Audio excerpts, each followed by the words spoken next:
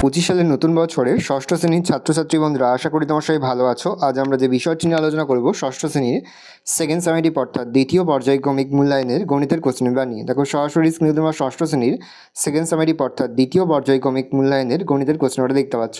Full marks তোমাদের রয়েছে 50, সময় তোমাদের রয়েছে 1 ঘন্টা 30 মিনিট। একে থেকে রয়েছে নিচের প্রশ্নগুলোর উত্তর দাও যে কোনো 10টি প্রশ্নের মান 1 করে 1 × 10 = 10। 9/10কে শতকরায় প্রকাশ করো। শুদ্ধ আবৃত দশমিক সংখ্যার উদাহরণ দাও। সঠিক উত্তর নির্বাচন করতে একটি ঘনকের উদাহরণ দাও। লুডোর ছক্কা, বই, জলের বোতল, পেন্সিল। 0.16কে সামান্য ভগ্নাংশে পরিণত করো।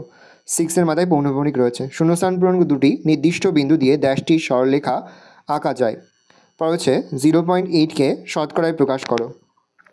পরে হচ্ছে গুণফল নির্ণয় করো 82.03 × 1000। পরে হচ্ছে -5 টাকা বেশি এর প্রকৃত অর্থ কী? একটি বিন্দুতে কতগুলি সরলরেখা আঁকা যায়? এমন একটি ঘনবস্তুর নাম লেখো যার একটি বক্রতল ও একটি সমতল আছে। আয়তঘন নয়, ইট, ছক্কা, বই, জলের পাইপ। 60 টাকার 10% = কত? দুইটা রয়েছে নিচের যে কোনো 4টি প্রশ্ন ধর প্রশ্নের মান 3 করে 3 × 4 = 12। প্রথম, স্তম্ভলেখ বা স্তম্ভচিত্র বলতে কী বোঝো? সামান্য ভগ্নাংশে প্রকাশ করো। হচ্ছে গুণফল নির্ণয় করো। পরে হচ্ছে 0.07কে দশমিক ভগ্নাংশে পরিণত করো। 24টি কুলের মধ্যে 6টি কুল পচে গেছে। মোট কুলের শতকরা কত কুল পচে গেছে? নিচের সংখ্যাগুলিকে মানের ঊর্ধ্বক্রমে সাজাও। চেষ্টা করে যে কোনো 2টি প্রশ্ন দেওয়া প্রশ্নের মান 2 করে 2 × 2 = 4। সংখ্যা রেখার সাহায্যে যোগ করো। -9 +5 অথবা +7, -9। সরল করো। -5 + -7 এর বিপরীত সংখ্যা +2 +3 এর বিপরীত সংখ্যা। সরল করো। +20 এর বিপরীত সংখ্যা -7 এর বিপরীত সংখ্যা -8। যোগফল নির্ণয় করো। -13, +7, -2। 4 থেকে যে কোনো 4টি প্রশ্ন প্রশ্নের মান 3 করে 3 × 4 = 12। 4 অঙ্কের ক্ষুদ্রতম সংখ্যা নির্ণয় করো যা 12, 15, 20 ও 35 দ্বারা বিভাজ্য। 7 দিয়ে বিভাজ্য এমন একটি ক্ষুদ্রতম সংখ্যা নির্ণয় করো যা 8, 12, 16 দিয়ে ভাগ করলে প্রতি ক্ষেত্রে 3 ভাগশেষ থাকবে। 300 মিলিলিটার কমলালেবুর শরবত তৈরি করতে শরবতের 18% কমলালেবুর রস দিতে হলো।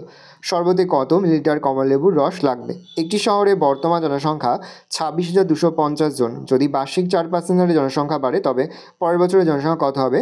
2 বছর পরে জনসংখ্যা কত হবে? আজ আমরা মোটর গাড়িতে 94.5 কিমি পথ যাব।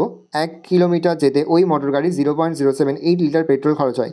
হিসাব করে দেখো আমাদের মোট কত লিটার পেট্রোল দরকার।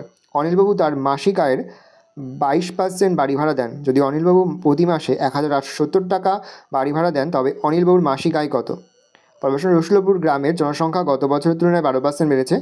আগে ওই গ্রামের জনসংখ্যা 775 জন হলে এখন জনসংখ্যা কত হয়েছে হিসাব করি।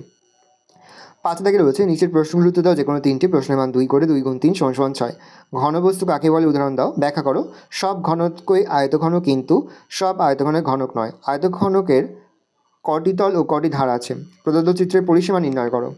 পরে রয়েছে 6 থেকে নিচের প্রশ্নগুলো উত্তর দাও প্রশ্নের মান 3 করে 3 × 2 = 6। পরে রয়েছে তোমার বিদ্যালয়ের ষষ্ঠ শ্রেণীর 30 জন ছাত্রছাত্রী ওজন কিগ্রায় লেখা হলো। দেওয়া রয়েছে এটাকে তোমাদের ট্যালি মার্কে প্রকাশ করতে হবে।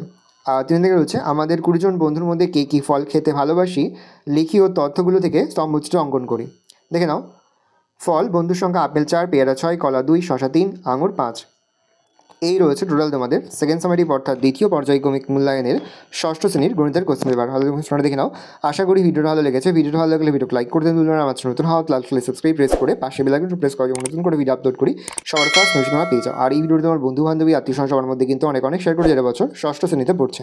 আমরা কিন্তু ইতিমধ্যে ষষ্ঠ শ্রেণীর প্রতি বিষয় সিলেবাস প্রশ্নটা এবং নমুনা প্রশ্নপত্র কিন্তু আপলোড করে এখনো পর্যন্ত। সেই ভিডিওগুলো না দেখে থাকো ভিডিওগুলো কিন্তু রাত্রে দেখে নাও। আর এই প্রশ্নপত্রের বিস্তারিত সমাধান কিন্তু ইতিমধ্যে আমরা লং ভিডিও আকারে কিন্তু আপলোড করে দিই। এখনও পর্যন্ত সেই ভিডিওটি না দেখে থাকো ভিডিওটি কিন্তু তাড়াতাড়ি দেখে নাও।